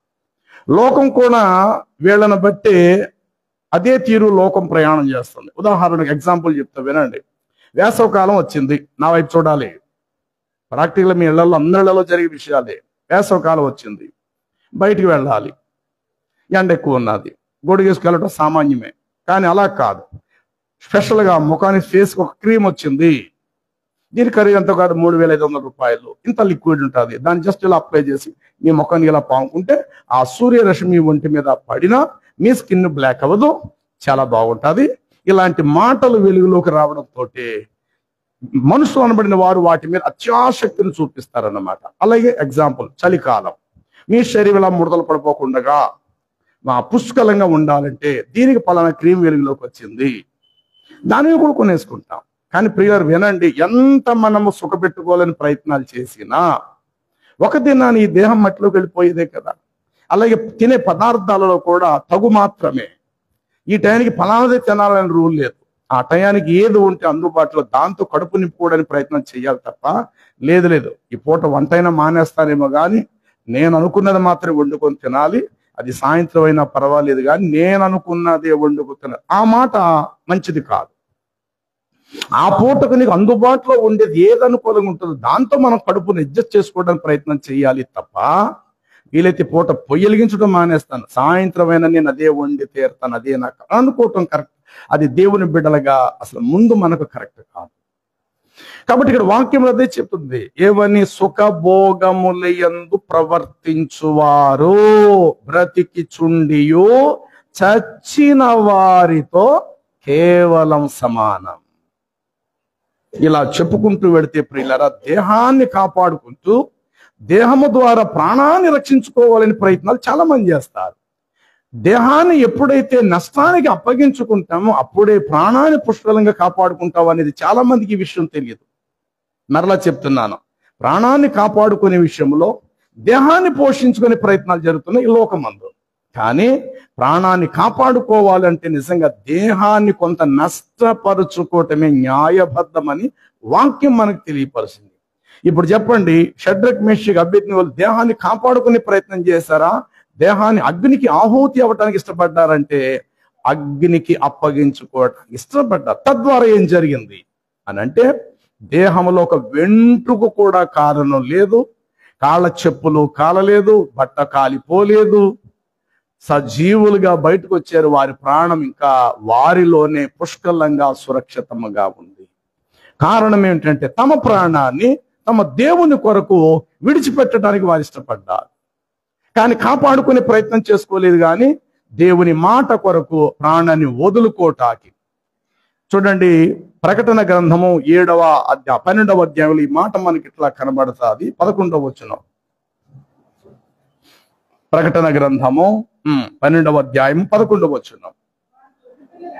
వారు గొర్రె పిల్ల యొక్క రక్తమును బట్టియు తామిచ్చిన సాక్ష్యమును బట్టియు గాని మరణము వరకు వారు తమ ప్రాణములను ప్రేమించిన వారు కారు. అంటే చావు నిర్ణయించిన దేవుని సమయం ఆసన్నమయ్యే వరకు తమ ప్రాణాలను ఏం చేయలేదట వీరు. ఈనాడు చాలా మంది ప్రాణాలు ప్రేమించుకుంటారు, ప్రాణాన్ని చాలా ఎక్కువగా ప్రేమిస్తారు. అందుకంటున్నాను, ప్రాణాన్ని ప్రేమించి కాపాడుకోవాలనుకున్న వారు ప్రాణము క్షీణించి ప్రాణాన్ని పోగొట్టుకుంటారు. కానీ ప్రాణము దేవుని నిమిత్తం వదులుకోవాలి అననే సందర్భం వచ్చిన ప్రాణాన్ని ఈజీగా వదులుకునే ప్రయత్నం చేస్తే ఆ ప్రాణాన్ని దేవుడు నిలబెడతాడు. నీకు నువ్వుగా నీ ప్రాణాన్ని నువ్వేం చేసుకోలేవు. నీ ప్రాణకు 100 సంవత్సరాలు బతకాలని నువ్వు చెప్పేంత మాత్రం నా ప్రాణం నీ మాట ఏం వినదు కదా. కానీ కొన్ని సందర్భాలు తొందరపాటును బట్టి ఆయాసపూర్వకంగా మన ప్రాణం మనం తీసుకునే ప్రయత్నాలుగా ప్రాణహత్య అంటారు, చూసి ఆత్మహత్య అంటారు. ఆత్మహత్య అనేది ప్రపంచంలో లేదు. ఆత్మహత్య అనేది ఆత్మని ఎవడు హత్య చేయలేడు, కానీ ప్రాణహత్య అనేది న్యాయం. ఆ మాట కరెక్ట్ వాడదు తప్ప ఆత్మహత్య అనేది కరెక్ట్ కాదు. ఎందుకంటే ఆత్మను మనం హత్య చేయట్లేదు, శరీరంలో ఉన్న ప్రాణాన్ని మనం నష్టపరచుకోవడం, దాన్ని ప్రాణహత్య అనాలి తప్ప ఆత్మహత్య కాదు. సరే, ఆత్మను హత్య ఎవడు చేయలేడు, ఆత్మ ఎప్పటికీ చావదు, ఆత్మను ఎవడు చంపనూ లేడు. కాబట్టి అప్పుడప్పుడు మనం తెగించి ఉరిపోసుకోను కాలిపోయి మన సొంత నిర్ణయాలు చేయటాన్ని బట్టి మనం క్షీణించిపోతాము. మన ప్రాణం మనల్ని విడిచిపోయినట్లుగానే మన ఆత్మ కూడా బయటికి పోయిద్ది. దేవుడు నిర్ణయించే గడియ వరకు మన ప్రాణము నిలబడాలి అంటే దేహాన్ని కష్టపెట్టుకోవటం తప్పదు. దేహాన్ని కష్టపెట్టుకుంటే ప్రాణం నిలబడతాది. ఎప్పటి వరకు? దేవుడు నిర్ణయించిన గడియ వరకు. కానీ శరీరాన్ని సుఖపెట్టుకోవాలి, తద్వారా ప్రాణం సురక్షితంగా ఉండాలి అని అంటే కనుక శరీరాన్ని బట్టి ఒకానొక రోజు ఆత్మ మన ప్రాణము త్వరగా మన ప్రాణ గాలిలో కలిసిపోయే సందర్భం ఎదురవుతుంది. అయితే ఇక్కడ రాయబడిన ప్రకటనలో ఈ మాటలు ఏమని రాయబడ్డాయంటే, వారు అంతము వరకు తమ ప్రాణములను ప్రేమించిన వారు మరణము వరకు. ఎప్పటి వరకు ప్రేమించలేదటండి వారి ప్రాణాన్ని? మరణం వరకు ప్రేమించలేదు. కాబట్టి గొర్రె పిల్ల రక్తములో కడగబడి విజయము సాధించి దేవుని పరలోక పట్టణములో దేవదూతలుగా వారి మహిమలో ప్రవేశపెట్టబడ్డారు. ఎవరు వీరు అని అక్కడ లిస్ట్ ఇచ్చాడు. అక్కడ వీరు మరణము వరకు తమ ప్రాణములను ప్రేమించిన వారు కారు. అందుకే చాలా సందర్భాలు చెప్తావు, దేనినైతే నువ్వు ఎక్కువగా ప్రేమిస్తావు అది త్వరగా నీ నుండి దూరం అవుతుంది. అది పిల్లలు కావచ్చు, అది ఇల్లు కావచ్చు, అది వాహనం కావచ్చు, ఆఖరి నీ ఆరోగ్యమే కావచ్చు. మరి అంత అత్యధికముగా మన ఆరోగ్యాన్ని కాపాడేసుకోవాలని ప్రయత్నం చేయండి. అందరితో పాటు తినండి, అనారోగ్యం కలిగిందా డాక్టర్ రాసిన మందులు జాగ్రత్తగా వాడుకోండి. అంతే తప్ప మరీ అధికంగా ప్రాణాన్ని నిలబెట్టేసుకోవాలి, కాపాడేసుకోవాలని ప్రయత్నాలు చేస్తే ఆకాశం అందున్న దేవుడు మనం చూసి నవ్వుతాడట. ఎరా ఎందుకురా నీకు ఇంత తపన, ఏం సాధిద్దామని? అంటే నా అనుమతి లేకుండా నిన్ను కాపాడేసుకుంటావా ఏంటి? ఈ విధంగా ఆకాశం అందున్న ఆసీనుడైన దేవుడు నరులను చూసి నవ్వుచున్నాడని రాయబడినది. అంటే భూమి పడ్డంతో నా ప్రాణం ఏదో నా సొంతం అన్నట్లు, ఈ దేహం ఏదో నా సొంతం అన్నట్లు మనం చాలా రకాలుగా ఆలోచన చేసేస్తాం. కానీ జాగ్రత్తగా ఆలోచన చేస్తే లోకంలో మనం వట్టివారిగా వచ్చామో వట్టివారిగా పోవలసిన వారిని. ఆకలేసింది, దేవుడు సిద్ధపరిచిన ఆహారం తినండి. అనారోగ్యం కలిగింది, వైద్యుడు రాసినటువంటి మందులు ఇవ్వాలండి. కానీ అందరు చచ్చిపోయిన పర్లా నేను మాత్రం బ్రతకాలి, ఎవరు ఏమైపోయినా పర్లా నేను మాత్రం బ్రతకాలి. సార్ డాక్టర్ గారు నా కొడుకు మాత్రం బ్రతకాలండి, మీరు చేతులుగా కాళ్ళు అనుకోండి, ఎంత డబ్బుని ఇస్తాను, నా కొడుకే బతకాలి. మరి నీ కొడుకు లాంటి కొడుకులు అదే హాస్పిటల్లో ఆయా వార్డులో ఉన్నారే. నీ కొడుకు వయసు ఎంత ఉందో అదే వయసు కలిగిన పిల్లలు కూడా వేరు వార్డులో వారి తల్లులు పాపం అలా కన్నీళ్లు గాలుస్తూ ఉన్నారు. వాళ్ళకి లక్షలు ఖర్చు అవుతాయి, కానీ కట్టుకునే ఎంత స్తోమత వారికి లేదు. వారు కడుపును పుట్టిన పిల్లలే కదా. కానీ ఇక్కడ ఆలోచన ఉంటుంది, నా బిడ్డ బ్రతకాలి అంటే అర్థం ఏంటంటే మన బిడ్డను అత్యధికంగా మనం ప్రేమిస్తున్నాము. కొన్ని సందర్భంలో ఒక మాట ఉంటుంది, శత్రువు రోగము నుండి త్వరగా విడుదల పొందుతాడు, మిత్రుడు రోగం నుండి విడుదల పొందగా మరణానికి వెళ్తాడు. తెలిసి సామెత మీకు? శత్రువు రోగము నుండి త్వరగా వైద్యం విడుదల పొందుతాడు. శత్రువు ఎక్కడైనా మీరు గమనించండి, ఇది యథార్థం నేను చెప్పేది. నీకు ఎవరైతే శత్రువుగా ఉన్నాడో, ఆడు ఎంతమందికి అయితే శత్రువుగా ఉన్నాడో అలాంటి వాడికి యాక్సిడెంట్ అయినా తిరిగి బయటకు వస్తాడు. వాడు పెద్ద జబ్బు అయినా సరే వాడు విడుదల పొందుతాడు. మీరందరూ ఆశ్చర్యపోతారు, కానీ వాడు మీకు శత్రువే. వాడు చావును మీరు కోరుతున్నారు, కానీ వాడు చావడాడు. కారణం ఏంటో తెలుసా? చెప్తా. రెండవది, మిత్రుడు అనబడిన వాడు త్వరగా చచ్చిపోతాడు. మీరు ఎంత బాగా ప్రేమిస్తారో అంత త్వరగా చచ్చిపోతాడు. దీనికి పెద్ద కొండ గుర్తులు ఏం అక్కర్లేదు, సింపుల్గా మాట చెప్తా. హాస్పిటల్లో ఉన్నాడు శత్రువు అనుకోండి, వార్త మనకు తెలిసింది, ఒరే ఆడి కాలు ఇరిగిపోయిందట్రా, చెయ్యి ఇరిగిపోయిందట్రా, ఆడికి ఏదో వచ్చిందట, హాస్పిటల్లో ఉన్నాడని. వచ్చిందా? దరిద్రం. 2-3 రోజులు చావాలండి. అలా కొట్టుమిట్లాడుతూ చావాలని అనుకుంటు చాలా మంది. కానీ వాడిని పరామర్శించటానికి ఎవ్వరు కూడా వెళ్ళరు. కారణం వాడందరికి విరోధి. ఎవ్వరు వెళ్ళరు. ఈ కారణం చేత వాడు గుండె ధైర్యం తెచ్చుకుంటాడు. నాకెవ్వరు లేకపోయినా నేను బ్రతికి బట్ట కట్టాలి. ఈ ఆలోచన వాడిలో ఉండదు. కళ్ళంపల చూశాడు, భార్య అలా కునుకుతుంది. శత్రువే, ఆయన భార్య వాడిని వదిలేసి ఉండలేదు కదా. 3 బిడ్డలు తల్లి అయ్యింది, కానీ దుర్మార్గుడే. ఆ భార్య గోడకిలా జారిపడి అలాగా కునుపడుతుంటది. 2 పిల్లలు ఆ మంచం మీద కింద అలా పడే ఉంటారు. వీడిలో పరివర్తన కలుగుతుంది, పశ్చాత్తాపం కలగచ్చు.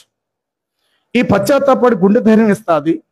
రోగ నివారణ శక్తిని లోపల వాడికి ఉత్తేజింపచేసి పెంపారు చేసేదిగా ఉండొచ్చు. త్వరలోని వాడు విడుదల పొంది క్షేమంగా హాస్పిటల్ నుండి క్షేమంగా బయటికి వెళ్ళొచ్చు. ఇప్పుడు మిత్రుడి విషయం ఆలోచిద్దాం. అతడు మనకి మిత్రుడు కాబట్టి అందరూ కూడా యాపిల్స్ ఫలాలు, అట్టిపళ్ళు, రసుకులు, బన్నలు ఇవన్నీ పట్టుకొని హాస్పిటల్లో అతని దగ్గరికి వెళ్ళి చేతులు కట్టుకుని చూస్తూ, ఎలా ఉండేవాడమ్మా, ఎలాగైపోయాడమ్మా, సింహం లాంటి మనిషి అమ్మా, నక్కలాగైపోయాడు, అయ్యి బాబు ఎంత బాగుండేవాడమ్మా, అమ్మా ఆడోకమ్మా, దేవుడే చూసుకోవాలమ్మా అని ఆవిడ్ని, రే నాన్న అలా ఉన్నాడని బాధపడకండిరా, అంత పైనుడు దగ్గరా అని ఇలాగా రోజుకి 100 మంది ఇలాగా వాడిని చూడటానికి వెళ్తే వాళ్ళ ముఖాలు చూసి ముందు తెచ్చిపోతాడు. ఎందుకని? నాకేదో అయిపోతుంది. అందుకే ఎక్కడ లేనోడు హైదరాబాద్ కూడా వచ్చారు నన్ను చూడడానికి. బెంగళూరు నుండి మా చెల్లి కూడా వచ్చేసింది, అమెరికాలో ఉన్న మా మేనమామలు కూడా వచ్చేసారు నా దగ్గరికి. అంటే ఖచ్చితంగా డాక్టర్లు కన్ఫర్మ్ చేశారు నేను చచ్చిపోతానని. అందుకే చివరి చూపు చూడడానికి వచ్చేసినట్టున్నారు వీళ్ళందరూ అనుకుంటారు. వచ్చిన వాళ్ళు వచ్చినట్టుంటారా? కళ్ళంట నీళ్లు పెట్టుకున్నాడు అలా చూసి బట్టలా సర్దుతారు. లేపమంటావా, నీళ్లు పోయమంటావా, పాలు పోయమంటామంటే వీడు బిత్తర చూపులు అలా చూస్తాడు అందరం. వీడికి అనిపిస్తుంది, ప్రాణం కురగదీస్తుంది, నువ్వు చచ్చిపోతావు. అందుకే అందరు చూడటానికి వచ్చి చివరి చూపు నీకు పాలు నీళ్ళు నోట్లు వేస్తున్నారు రా అని అనిపిస్తుంది.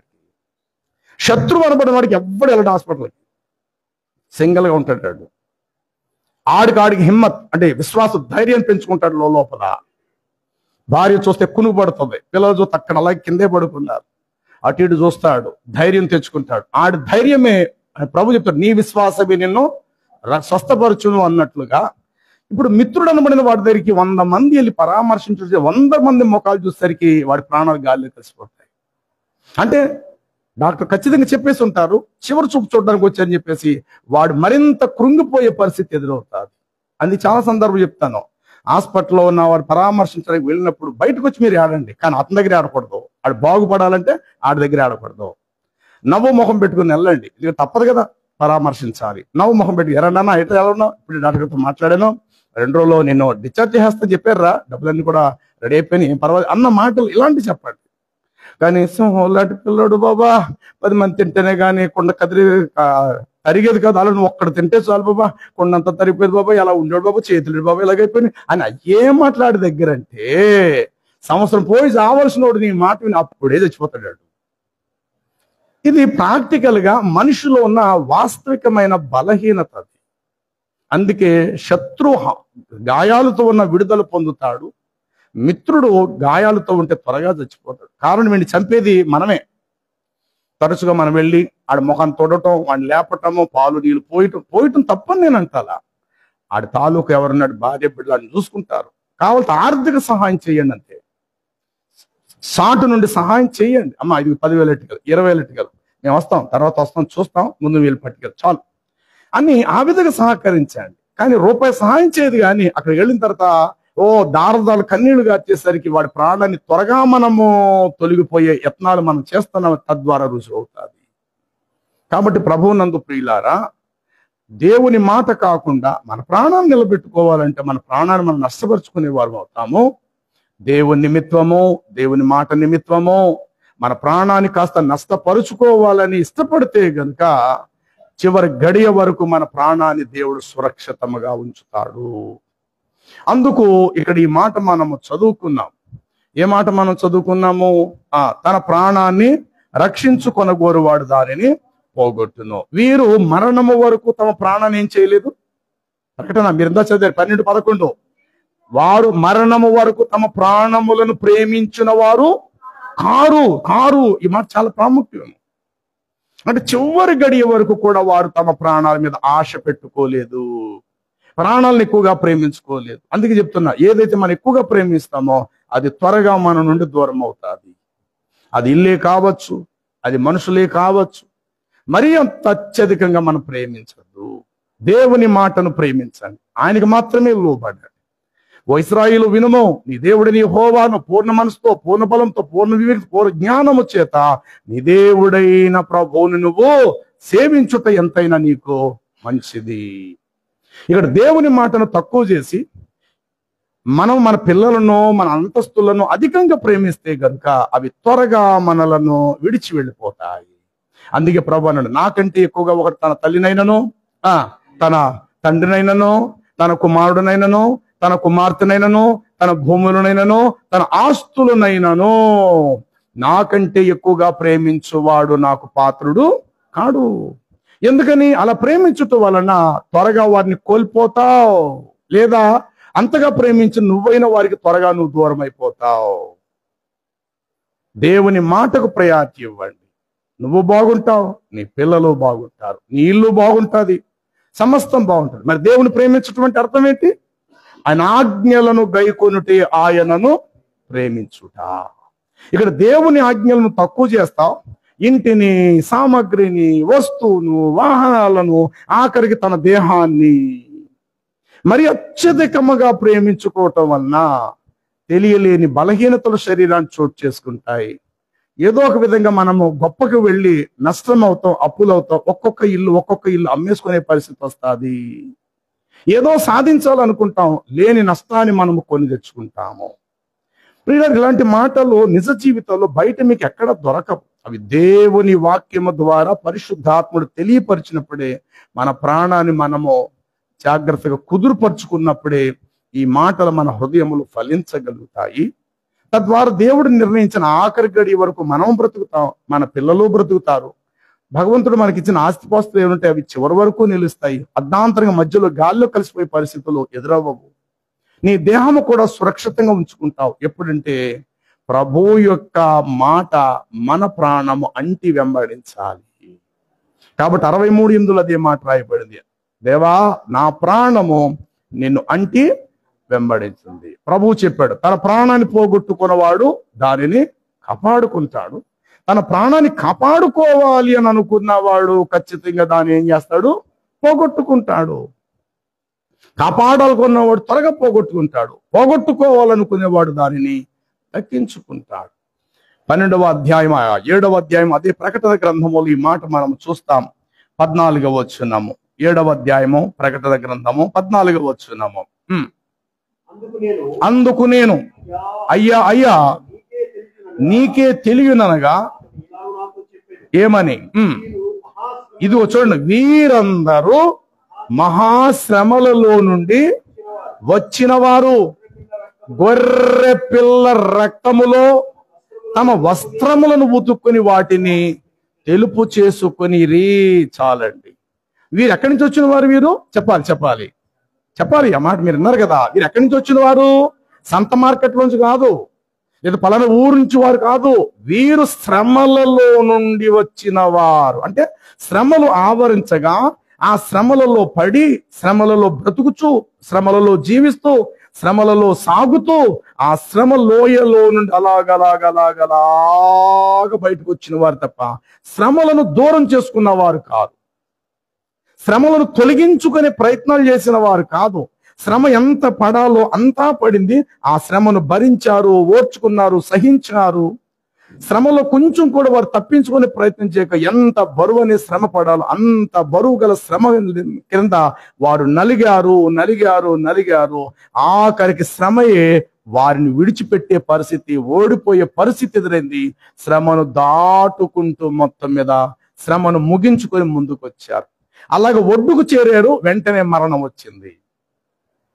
శ్రమ కొలిమిలో నుండి నలిగి ఒడ్డుకు వస్తున్నా ఉన్నారు. టక్మని మరణం. దేవుడు అనుకున్నాడు, ఇక చాలు, నా దగ్గరికి వచ్చేయండి అన్నాడు. ఇప్పుడు వాక్యం చెప్తుంది అక్కడ సాక్ష్యం ఏంటంటే, వీరందరూ ఎక్కడి నుంచి వచ్చిన వారు అని అంటే, మహాశ్రమల నుండి వచ్చిన వారు, మరణము వరకు తమ ప్రాణములను చెప్పాలి ఇంత చదివిన మాట, మరణం వరకు తమ ప్రాణములను ప్రేమించిన వారు కారు, మరణం వరకు కూడా తమ శ్రమలను తప్పించుకోవడానికి ప్రయత్నాలు చేసిన వారు కారు. వినండి, శ్రమలు దేనికి? శరీరానికి. ఆకలి, దాహము, గాయము, ఇవన్నీ దేనికంటే శరీరానికి. ఈ శరీరాన్ని ఎవరైతే సుఖపెట్టుకోవాలని ప్రయత్నం చేస్తారో ప్రాణాన్ని దక్కించుకోలేరు. ప్రాణం దేవుని చేతులకు అప్పగించబడదు. శరీరాన్ని సుఖపెట్టుకునే ప్రాణాన్ని దూరపరుచుకుంటారు. కానీ శరీరాన్ని నష్టపరుచుకోవాలని అనుకున్న వారు ప్రాణము దేవుని చేతుల్లోకి వెళ్ళి నిలబడతాది. కాబట్టి ఇప్పుడు వీళ్ళు ఎక్కడికి వెళ్ళారు? పరలోక మహిమలో చేర్చబడగా, పరలోక మహిమలో దేవదూత చెప్తున్నాడు, ఈ యొక్క ప్రకటన గ్రంథము రాస్తున్న పద్మాసు దీపంలో ఉన్న యోహానుతో, వీరు ఎవరని అయ్యా వీరు ఎవరు అని నేను అడుగగా, అందుకు దూత ఏం చెప్తున్నాడు? వీరు మహాశ్రమల నుండి వచ్చిన వారై గొర్రె పిల్ల యొక్క రక్తములో తమ వస్త్రములను ఉతుకుకొని వాటిని రక్తం ఎరుపు తెలుపు ఎట్లా అవుతుందండి? రక్తం చూస్తే ఎరుపు, రక్తంలో కనబడితే ఎరుపు రంగు అవ్వాలి కదా. కానీ ఇక్కడ వస్త్రం అనే మాటకు తమ అంతరాత్మ అనే మాటకు అర్థము తెల్లగా తెలుపు చేయబడి దేవుని మహిమలో ఆత్మ ఎత్తబడినది. శరీరం అంటారా? కట్టెల మీద కాలు, గోయలో మన పోర్చబడి మన దేహాలన్నీ కూడా అలాగే జరుగుతాయి. కాబట్టి ప్రభువు నందు ప్రియులారా, చదవబడిన లేఖనం 168వ కీర్తన 8వ వచనం ప్రకారము, నా ప్రాణము నిన్ను అంటి వెంబడిస్తున్నది. మరి ఇప్పుడు మన ప్రాణాలు దేవుణ్ణి అంటి వెంబడిస్తున్నాయా, లేక మన ప్రాణాలు మనల్ని అంటి వెంబడిస్తున్నాయా? అంటే మన ప్రాణాన్ని మన ఆధీనంలో చేసుకుంటున్నామా? మన ప్రాణం దేవుని ఆధీనంలో ఉందా? మన ప్రాణాన్ని మన అరచేతుల్లో పెట్టుకున్నామా?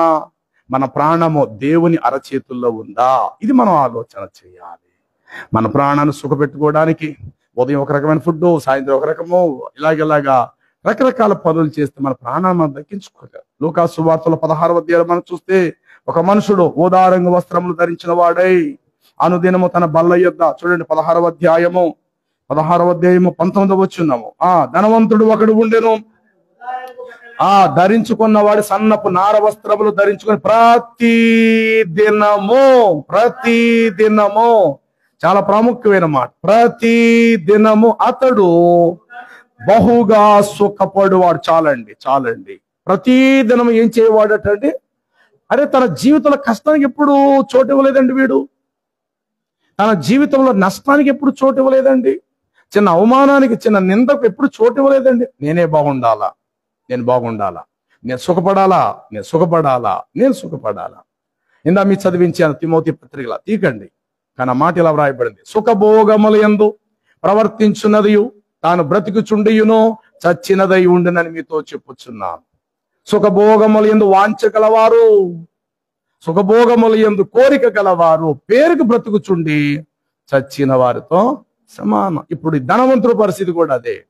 అతడు ప్రతి దినము బహుగా, ఎవడి సామాన్యంగా సుఖపడటం వేరు, చెప్పాలి, ధనవంతుడు వేరు, బహుధనవంతుడు వేరు. ధనవంతుడు అంటే సామాన్యం కావచ్చు, అయ్యి బాబు అయినండి బాబు చాలా గొప్ప ధనవంతుడు అంటే ఎక్కడికో వెళ్ళిపోద్దన్నమాట. సుఖపడటం వేరు, బహుగా సుఖపడటం అంటే ఎవ్వరికి లేని సుఖం నాకే కావాలని తపన గలవాడేతాడు. ఎవరేమైపోయినా పర్వాలా, నేను మాత్రం సుఖంగా ఉండాలి. సమాజంలో చాలా మంది జీవిస్తుంటారు. అన్నదమ్ముల కుటుంబాలలో వెళ్ళిపోయినా నేను మాత్రం బాగుండాలి, నా వాళ్ళు ఏమైపోయినా పర్లేదు నేను బాగుండాలి, పక్కవాడు పిల్లలు, భార్య, భర్త ఏమైపోయినా పర్లేదు, నా పిల్లలు, నా భర్త, నా బిడ్డలు మేము బాగుండాలి. ఏమంటే ఈ ఆలోచన దేవుని బిడ్డలుగా మనకు మంచిది కాదు. శ్రమపాడు వారి యొద్దకు మీరు వెళ్ళి శ్రమపడండి, దుఃఖపడు వారి ఇంటికి వెళ్ళి మీరు కూడా దుఃఖపడి ఆ దుఃఖములు కాస్త పంచుకుని వారిని ఓదార్చే ప్రయత్నం చేయండి. కానీ నేను మాత్రమే బాగుండాలని నన్ను నేను సుఖపెట్టుకోవాలని ప్రయత్నం చేస్తే కనుక మన ప్రాణానికి మనము ఆ కష్టాన్ని కొని తెచ్చుకునేవారు అవుతాం ప్రియులారా. ఇది బైబిల్ యొక్క వాస్తవము. ఎప్పుడు కూడా ప్రాణాన్ని సుఖపెట్టుకోక ప్రాణాన్ని కష్టపెట్టే ప్రయత్నం చేయి, ఎప్పుడు నువ్వు సుఖంగా ఉంటావు. కానీ పదిలంగా సుఖపెట్టుకోవాలని ప్రయత్నం చేస్తే నీ ప్రాణానికి ఎదురు దెబ్బలు చాలా తగులుతాయి. ఇక్కడ ధనవంతుడు, వీడికి ఏమీ తక్కువ కాదు, చాలా ఉంది ఆస్తిపాస్తులు. ప్రతి దినం అతడు మానక తన ప్రాణాన్ని తన దేహాన్ని అతడు సుఖపెట్టుకునేవాడు. అండ్ పూటకో వస్త్రం అంటండి, అతడు ఊదారంగు బట్టలు ధరించిన వాడు, తర్వాత సన్నపు నార వస్త్రములను కూడా ధరించిన వాడు. అంటే పట్టు వస్త్రం సన్నది, చాలా తేలిగ్గా ఉంటుంది. అలాంటి సన్నపు నార వస్త్రములను, నార బట్ట ధరించేవాడు, పట్టు బట్టలు ధరించేవాడు. ఏమయ్యాడు అనంటే తన ఇంటి ముందు ఒకడు దరిద్రుడు, అంటే నిరుపేద కలిగిన లాజరు ఉన్నాడు. ఏడు తినేసినప్పుడు ఎంగిలి మెతుకులు విసిరేవాడట. అవి కింద ఏరుకొని తినే పరిస్థితి ఈ లాజర్ లాంటి వాడికి ఎదురైంది. ఇతడు ధనవంతుడు కాబట్టి మంచి హోదాలో మంచి స్థితిలో ఉన్నాడు. ప్రతి దినము మానక తన ప్రాణాన్ని సుఖపెట్టుకుంటూనే పోషించుకుంటూ వచ్చాడు చచ్చే వరకు కూడా. కానీ మరణించిన మరుక్షణము ఇతని ఆత్మ వేదన స్థలానికి వెళ్ళిపోయింది. ఇంత కష్టపెట్టుకున్న లాజరు తన దేహము కష్టపెట్టుకున్నాడు, ఆత్మ మాత్రము నెమ్మది గల చోటికి వెళ్ళాను. అక్కడ వీళ్ళిద్దరికి సంభాషణ జరుగుతుంది. అతడేంటి భూమి మీద ఏమో దరిద్రంగా ఉన్నాడు, ఇక్కడ మాత్రం వైభవంతో జీవించాడు. నేను భూమి మీద వైభవంతో జీవించిన వాడు ఇక్కడేంటి నేను వేదన స్థలంలోకి వెళ్ళిపోవాల్సి వచ్చిందేటని చాలా బాధపడ్డాడు. అప్పుడు అక్కడ పరదేశంలో ఉన్న అబ్రహాం అంటాడు, కుమారుడా ధనవంతుడా, ఇదిగో నీవు నీ జీవిత కాలం అంతయు అబ్బాబాబాబాబా నీకు ఇష్టమైన రీతిలో జీవిత తెల్లారితే ఏం తిందాం, ఏం తాగుదాం, ఏం ధరిద్దాం, ఇవాళ ఏంటి ఫుడ్, ఇవాళ మెనూ ఏంటి, ఇవాళ స్పెషల్ ఏంటి, ఇవాళ స్పెషల్ ఏంటి, ఇవాళ స్పెషల్ ఏంటి, నేను అది కదా ఇవాళ ఇది కదా, సాయంత్రం ఇది, ఇవాళ ఇది, ఇలాగ ప్రతి దినము కూడా తన ప్రాణాన్ని వాడించేస్తూ వచ్చాడంటే సుఖము అనుభవించుచు వచ్చితివి అలాగునని ఇదిగో దరిద్రుడైన నిరుపేదనబడిన లాజరు కూడా కష్టము అనుభవించడని జ్ఞాపకమునకు చేసుకొనుము. ఇప్పుడు ప్రజెంట్ మీరిద్దరూ చచ్చిపోయారు, భూమి మీద చనిపోయి ఇద్దరు ఆత్మలు ఇక్కడికి వచ్చేసాయి. ఇప్పుడైతే వాడు ఇక్కడ నెమ్మది పొందుచున్నాడు, నీవైతే వేదన స్థలములలో వేదన పొందుచున్నావు. కాబట్టి ప్రభునందు ప్రియులారా, జీవించే జీవితం చాలా విలువైనది.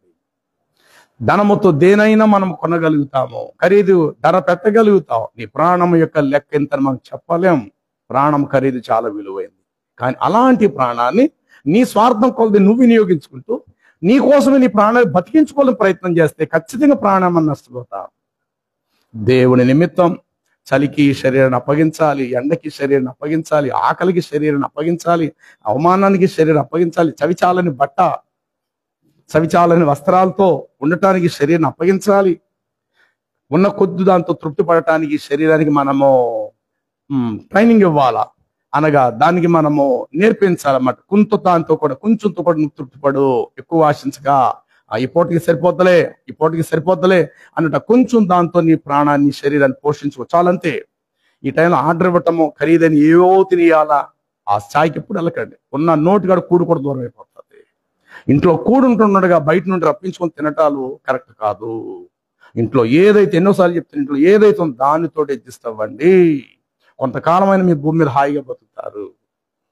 అబ్బే చేతిలో డబ్బులు ఆడుతున్నాయి, ఒక ఫోన్ కొడితే చాలు, మనం వెళ్ళి హోటల్కి వెళ్ళి తెచ్చుకోవాల్సిన పని లేదు, ఫోన్ బ్యాలెన్స్ బోల్డ్ అంతుంది, 2 నెంబర్లు కొట్టేసి హలో పలానా ఆర్డర్ ఇచ్చి తెచ్చే. ఏంటది? ఎక్కడికి వెళ్ళిపోతున్నారు మన ఉద్దేశాలు, మన ఆలోచన ఎంత దూరం ప్రయాణం చేస్తున్నాయి? పైన దేవుడు ఏమన్నా సరదాగా ఊరుకుంటాడు అనుకుంటున్నారా? ఇలాంటి చిందులేసే వారిని చూసి ఒకరికొక నోరు పక్కకి వెళ్ళిపోయి చేస్తాడంటే పదార్థాలు కళ్ళ ముందు ఉంటాయి, కానీ తినటానికి అవకాశం లేకుండా పోతుంది. ఒక చోట ఈ మాట రాయబడినది, సమస్తము సమకూర్చని గాని వాడు దాన్ని అనుభవించుటకు దేవుడు వాడికి శక్తినియలేదు. సమస్త పదార్థాలు వాడి కళ్ళ ముందు పెట్టాడు, కానీ వాటిని అనుభవించుటకు తినుటకు దేవుడు వాడికి శక్తినియ్యాలి. ఇంకేంటి? చూడడానికి ఆస్తుంది, అనుభవించలేని పరిస్థితి. కళ్ళ ముందు ఖరీదైన తిండి ఉంది, తినలేని పరిస్థితి. ఖరీదైన బట్ట బీరువాలో ఉన్నాయి, ధరించుకోలేని పరిస్థితి. ఎప్పుడు చూసినా ఆ ఒంటి మీద చిన్న బట్టతోట ఈగలలా ముసురుతుంటా ఇసురుతుంటా. అన్ని పదార్థాలు, పనివాళ్ళు కూడా మన ఇంట్లో మంచి మంచి భోజనాలు తింటే ఒరిజినల్ పాలు కూడా వేయొద్దంట డాక్టర్ గారు. అంటే చిక్కర పాలు వేయకండి అమ్మా, 2 చెంచాలు ఒక అర గ్లాసు నీళ్లు కలిపి వేయండి అమ్మా. బతికినంత కాలం పాలు నీళ్లు కలపలేని చిక్కటి పాలతో ఇంత గ్లాసు తాగేవాడు.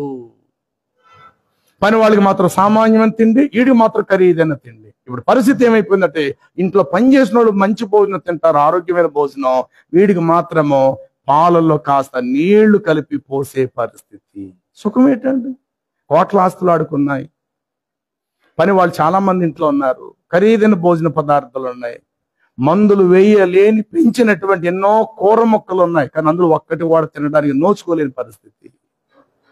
అందుకని ప్రియులారా, ప్రభు మాట విన్నా నేనైనా నువ్వైనా ప్రభు మాటకు లోబడి కళ్ళ ముందు ఉన్నదాన్ని అనుభవిస్తూ ఉన్నదానితో తృప్తి పడుతూ ఈ శరీరాన్ని ఎంతైతే నువ్వు తగ్గించుకుంటావో, కంట్రోల్లో ఉంచుకుంటావో, జ్ఞానేంద్రియాలు, పంచేంద్రియాలు, అలాగుననే నిగ్రహ శక్తి కలిగి ఎప్పుడైతే నీ శరీరాన్ని నువ్వు లోపరుచుకుంటావో నీ ప్రాణము నీలో దేవుడిచ్చిన ఆయుష్కాలం వరకు సురక్షితంగానే ఉంటుంది. లేదండి నా ప్రాణాన్ని సుఖపెట్టుకోవాలని ప్రయత్నం చేస్తే గనుక జీవితంలో చాలా ఎదురు దెబ్బలు తినవలసిన పరిస్థితులు ఎదురొద్ది. దేవుడు మనకు చుక్కలు చూపిస్తాడు. పెద్దలంటారు మట్టి కరిపించేస్తారంటారు చూస్తారు, అలాంటి పరిస్థితులు కూడా అది నాకైనా నీకైనా సంభవించడం సహజమే. మించి మనం ఎక్కువగా మనం ఏది కూడా అతిగా చేయడానికి వీల్లేదు. కొంతమంది అంటారు ఆరోగ్యంగా ఉండటానికి మంచి మంచి పదార్థాలు తినటం తప్పలేదు, కానీ అమ్మ ఏంటమ్మా నూనె ఎలాగా తేలుతుంది అని అన్నారు వాడు. అవతల నువ్వు కూర ఏదో ఇచ్చినప్పుడు అన్నప్పుడు లేదండి కాస్త ఎక్కువైనట్టు అని అంటే సరిపోయారు. మేమండి ప్రత్యేకంగా గాను దగ్గరికి వెళ్ళండి, గాను తెచ్చుకుంటామండి మేమండి అని అంత చెప్పవలసిన అవసరత అక్కడ లేదు. కానీ వీళ్ళు చాలా మంది అతికి వెళ్తారు అనమాట. మేమండి అస్సలు మా మావయ్య గారి ఇంట్లోనండి మేము అడుగు పెట్టినప్పటి నుంచి అండి ఫస్ట్ నుంచి మా ఇంట్లో గానుగ నూనెనండి, అసలు మామూలు నూనె ఎప్పుడు మా నాన్నగారు తెచ్చేవారు కదా. అది కరెక్ట్ అయితే అయి ఉండొచ్చు, కానీ అక్కడ అంతగా చెప్పవలసిన అవసరం అయితే లేదు. ఇలాంటి చాలా తగ్గించుకోవాలి మనం. అవతల అడిగింది ఏంటమ్మా ఈ కూరలో ఇంత నూనె ఉందంటే కాస్త నూనె ఎక్కువైంది అని అంటే సరిపోయే. ఆ నూనె పేరు కూడా నువ్వు చెప్పవలసిన అవసరత లేదు. మామూలు నూనె వచ్చేసి ఒక కేజీ వచ్చి 150, 170 ఉండొచ్చు. నువ్వు తినే నూనె 500, 600 రూపాయలు ఒరిజినల్ అయి ఉండొచ్చు. అవతల కాదు లేదు నీకు ఉంది సంతోషం, కానీ ఉంది అని చెప్పేసి ఆ టైంలో చెప్పుకోవటానికి ప్రయత్నము చెయ్యొద్దు. ఇవి చాలా లోపాలు ఎదురవుతాయి మనలో. మటన్ చాలా బాగుందమ్మా మీ ఇంట్లో కూరంటే మరి ఏమనుకున్నారని మా నాన్నగారు కానీ అదే దుకాణం అండి ప్రత్యేకంగా తెచ్చండి, నవాబు గారు మా ఇంట్లో ముందు పెట్టండి, అప్పుడు వెళ్తాడండి దుకాణానికండి, మాకు ఏ మాంసం పెడితే ఆ మాంసం మీరు తినవండి, అంత కూడా చాలా శ్రేష్టమే. ఇంత మనం చెప్పవలసిన అవసరం ఏమీ లేదు. ఏదైనా ఒకవేళ మాట సందర్భం వస్తే కనుక సింపుల్ గా మీరు తేల్చేసే ప్రయత్నాలు చేయాలి తప్ప దానిని తవ్వుతూ లోతుగా ఏదో పెద్ద గొప్పగా అన్నట్టు మనం చెప్పటానికి మన ప్రయత్నాలు చేయొద్దు. మనం గొప్పవారం అంటే మనకన్నా గొప్పవారు సమాజంలో చాలా మంది ఉంటారు గాక, మనం భేదవారం అంటే మనకన్నా భేదవాళ్ళు కూడా సమాజంలో చాలా మంది మన కళ్ళెదురు కనబడతారు గాక. కాబట్టి దేవుని బిడ్డలు ఎప్పుడు కూడా దేవుని చిత్తాన్ని దాటి బ్రతికే ప్రయత్నం చేయకూడదు. దేవుని చిత్తానికి అనుగుణ్యముగా, దేవుని మాటకు విధేయతగా లోబడుతూ కలిగిన దానితో ఎప్పుడైతే మనం తృప్తిపరచబడతామో ఈ ప్రాణము దేవుడు నిర్ణయించే వరకు కూడా సురక్షితంగా మనలో ఉంటాడు.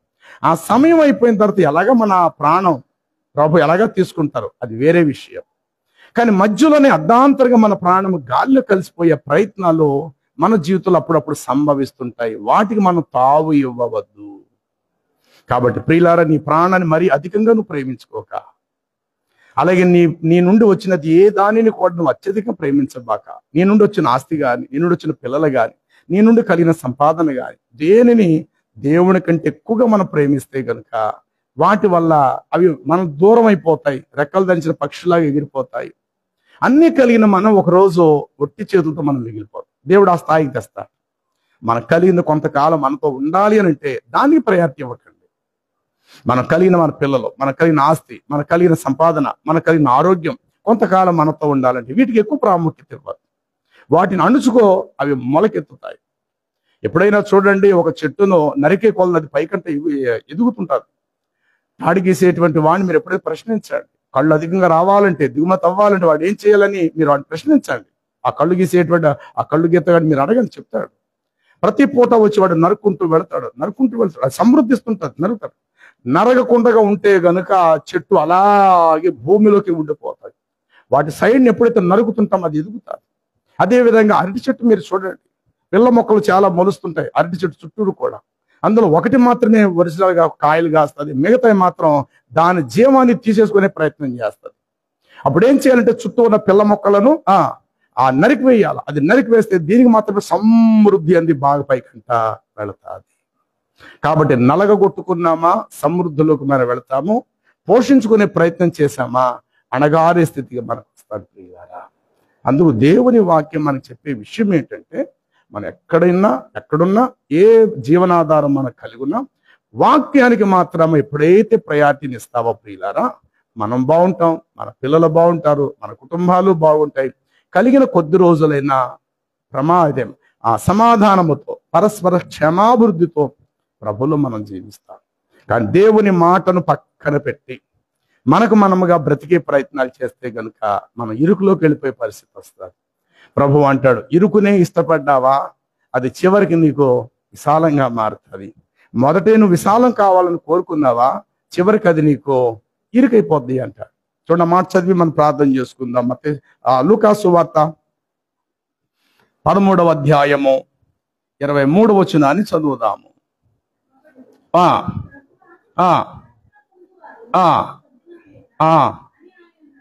అందుకు చూచి ఇరుకు మార్గమున ప్రవేశింపు పోరాడు అనేకులు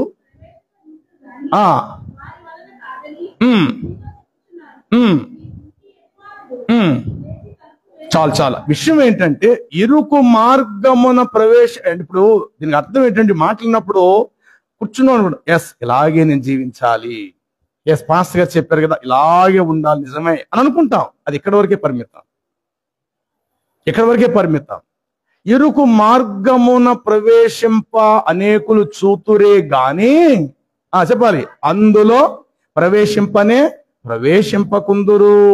అంటే వినేంత వరకు ఈ మాటలు చాలా బాగుంటాయి, నిజ జీవితంలో ఆచరించడానికి ఈ మాటలు కష్టంగా ఉంటాయి. ఎస్ ఎవరికైనా సరే వినేంత వరకు కూడా వినసంపుగా నిజమే కదా, నిజమే ఎందుకు వచ్చింది ఇవన్నీ కూడా అనిపిస్తుంది. బయట ప్రపంచంలోకి వెళ్ళిన తర్వాత మరలి ఇవన్నీ నాకు కావాలని మనం కోరుకుంటాం. జీవమునకు పో మార్గం ఇరుకై ఉన్నది, నాశనమునకు పో మార్గం విశాలమైనది. ఆ విశాలములో ప్రవేశించువారు అనేకులు, జీవమును కనుగొని దానిలో ప్రవేశించువారు కొద్ది మంది మాత్రమే.